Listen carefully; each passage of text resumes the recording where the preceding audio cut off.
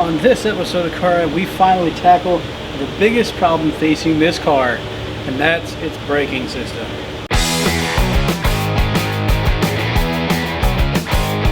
If you followed our channel for any length of time, you'll know out the gate that the biggest things we focus on first when we get into a new project is the safety aspects of the vehicle, and more importantly, pretty much everything but the engine, because we want the chassis itself to be ready to receive whatever horsepower we decide to throw in it later. And given that this is going to have an EJ205 put in it in its probably near future, we kind of want to make sure that we have better brakes, it handles better, and they have, well, all the suspension kind of sussed out before we decide to put a bunch of power and boost into this car. Now with my 2000 Forester, this is a L model, so it doesn't have all the nice fun fancy brakes. It's got the cheap base model brakes that do okay, but they're very, very sketchy, and unfortunately with whatever happened to them when my friend upgraded these later on, it actually became worse, and now the braking distance is almost double what it was beforehand. So we're gonna go ahead and jack up this car and show off what we've got in store for this vehicle. To kick off our parts list, let me show you some of the parts that we've got, starting with the brake pads. These are Power Stop Extremes. These are street performance pads. Since we're not looking to put a ton of power into this Forester right now, this is going to be very ideal for what we're going to start with. They're actually really nice materials. My dad actually put these onto his 4Runner, and they just changed the game when it came to his braking potential.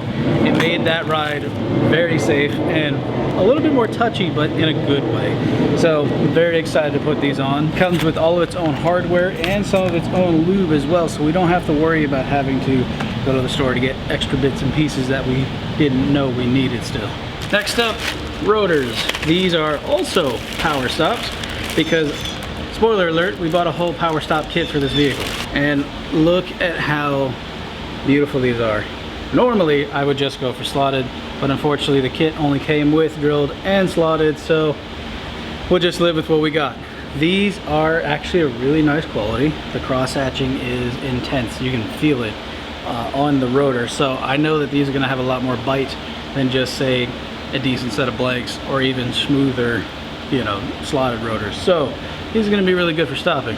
And for the pièce de résistance, the calipers. Look at how nice these Power Stop calipers are. Much beefier than what's on there right now. These are direct bolt-on, and I'm really stoked to see just how different these calipers with everything else is going to feel, because this is substantial. As it goes with any brake job, you bust things off and get things ready to go. We are actually replacing our brake line because we want that nice firm stopping power, and these, well, rubber lines have a habit of losing some of that pressure, so this will allow us to maintain better pressure, thus better braking contact. We got our calipers ready to roll. We're just now waiting for a friend of ours to help us out. We forgot plumber's tape, so we're getting a fresh batch, be able to re-thread everything with plumber's tape, make sure it's all straight. We're literally like halfway done with the job already.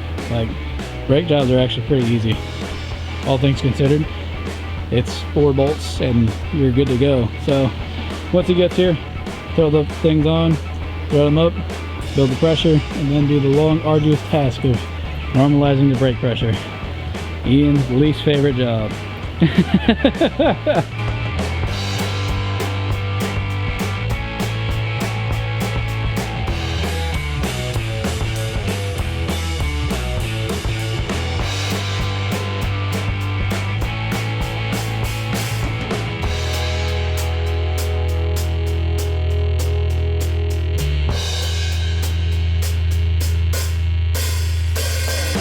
We have finished buttoning up everything. We're now adding a little bit more fluid into the car, because now begins the fun, slow, long process of bleeding these jokers out, and then we're going to bed them and see how they do. We bled all the brakes all the way around. Everything is now solid, it's now tight, and it feels so much better. Like, genuinely feels a lot safer for me to ride now. The red looks great through the Outback wheels that are on here, or whatever these are. I think these might actually be legacy wheels. but the braking force of these is way superior to what was on here. It's much more responsive. If I step on it, it's gonna stop. Like, we're currently waiting for it to fully cool down so we can drive it again. But the new brakes that are on the old Forester here, definitely better than what we had when we started. And more importantly, will be safer for us to add more horsepower to, because the pad material is stronger, the rotors are stronger. We've got steel braided lines in the front now, so we can actually stop. We won't have to worry about bubblings or anything like that. It will be a concise, consistent experience every time. So yeah. So now to answer the question, is it worth getting stock replacements? Is it worth getting something that's the exact same thing that's already on your vehicle, just newer and fresher and all that? Yeah. I mean, I think better than old, crusty, and decrepit materials. So 100% would say definitely do it. In our case, is because our pistons were seizing that we had to actually upgrade to new materials. If we didn't have to, we probably would just do pads and rotors, but because of how messed up our actual calipers were, we had to do it. There was no options there. But the new setup feels good. It's strong, it's stout, it drives exactly the way I kind of want it to, given that it's a daily. You know, it's no Evo or race car or anything like that, so it needs to be somewhat more tame and manageable. But with that said, thank y'all for watching. Appreciate you guys coming into this. If you want to, follow us on our social medias, because we post a lot of stuff that doesn't make it into our videos and often will be precursors to future videos. So with that said, God bless you guys. Thanks for watching. Like and sub if you haven't already. And we'll see you next time. God bless and peace.